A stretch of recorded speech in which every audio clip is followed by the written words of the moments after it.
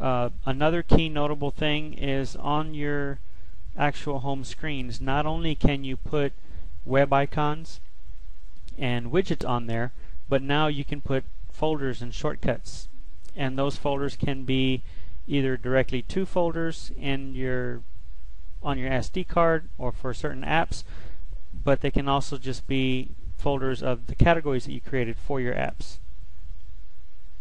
So if I long press on the home screen, I'm presented with my options.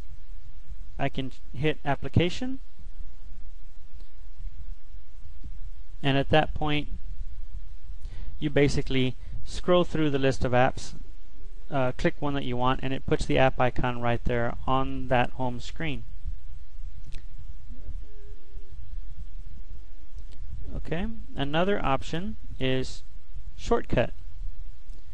Some of these shortcuts are basically just to apps, but also some of them, like you'll notice here, the bookmark one.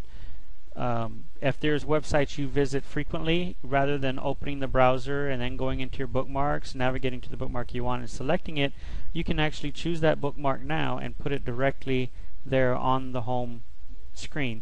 So you're just one tap away from accessing the sites that you frequent most.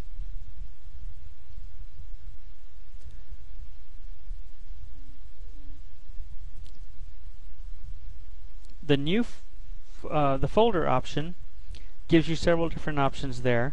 Some of these folders again go to places on your SD card that relate to apps, like the audiobooks option will take you to where the Audible app stores all the audiobooks. You also have one for your favorites, one for Facebook phone books, so on and so forth. One that I like to point out though is dxTop application category.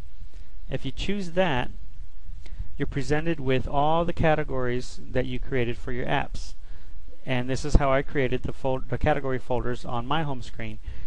So I can browse through all the different categories that I have, choose the category I want, and it'll place a folder on my home screen. So for example, if I go into my digital assistant folder, you see there that I have my app icons for those types of apps: Evernote, Contacts, Calendar, and Alarm Clock. If I go into my reference category folder, I have app icons there for apps that I traditionally use in order to look up information. So you get the basic idea there. Not only can you do app icons and widgets, but you can also do folders, bookmarks, shortcuts, what have you. And as a matter of fact, I'll even go down to my bottom home screen, and you'll see here I have nothing but shortcuts. So these are two websites that I frequent most often. My work VPN, Net Library, which is an online book and electronic book library.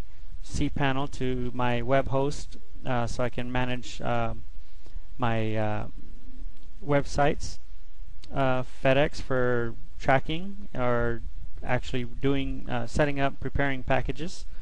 There's a vendor that I use for work to order things. There's a message board that I go to frequently.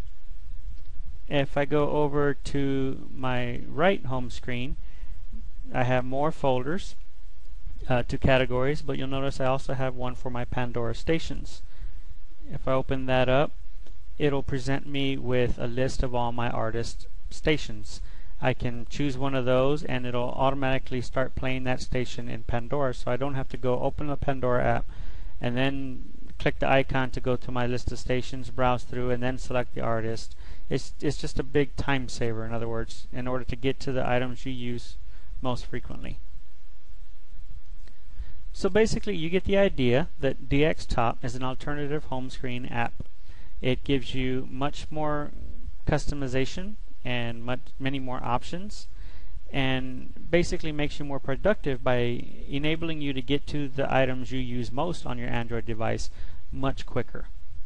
I want to thank you for tuning in. I hope this was helpful for you, and especially want to thank you for reading my articles and following along.